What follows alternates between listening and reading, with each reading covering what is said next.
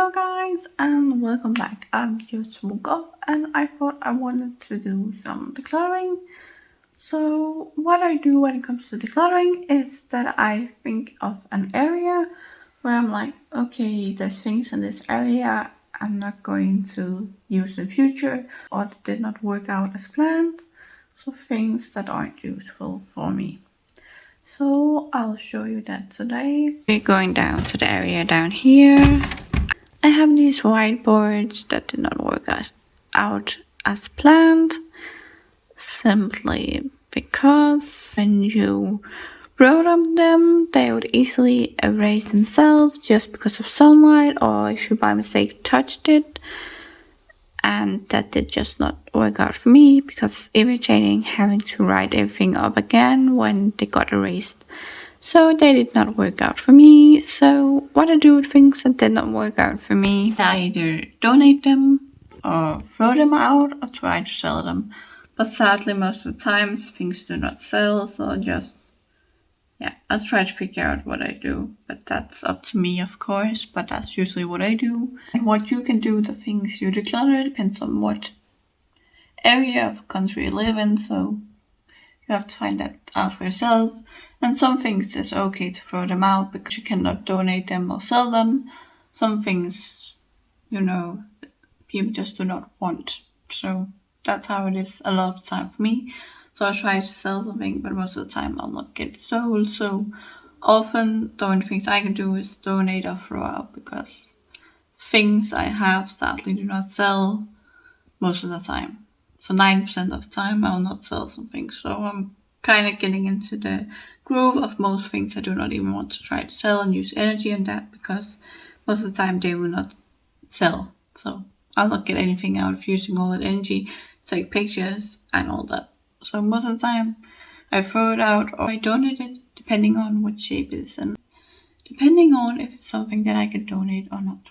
So I thought I want to do these books, but I've used it very, very little. So most of it I have not used and I'm honestly not going to use it. I thought this might be a good idea for just, relaxing, but it was not for me. So yeah, sometimes you have to try things out and it did not work out for me. So I will be getting rid of this one as well. And then I have these color pencils. And then I have these normal pencils as well. These might still be useful. At least the pencils on this I'm not ready for a while because I might be able to use it for something else. Like if I need to draw something. Before I paint something. So I still do paint once in a while, but most other hobbies, like I honestly am not good with having a lot of different hobbies because I do not have that much energy. So and I already think I have enough hobbies because I play The Sims. I do YouTube. YouTube takes a lot to do. That's not things you have to do with YouTube. So just really time consuming. And I like to bake. I like to paint on canvases. I like to hear music. I like to see things on the TV. Right now I'm seeing Naked and Afraid. I like to watch YouTube.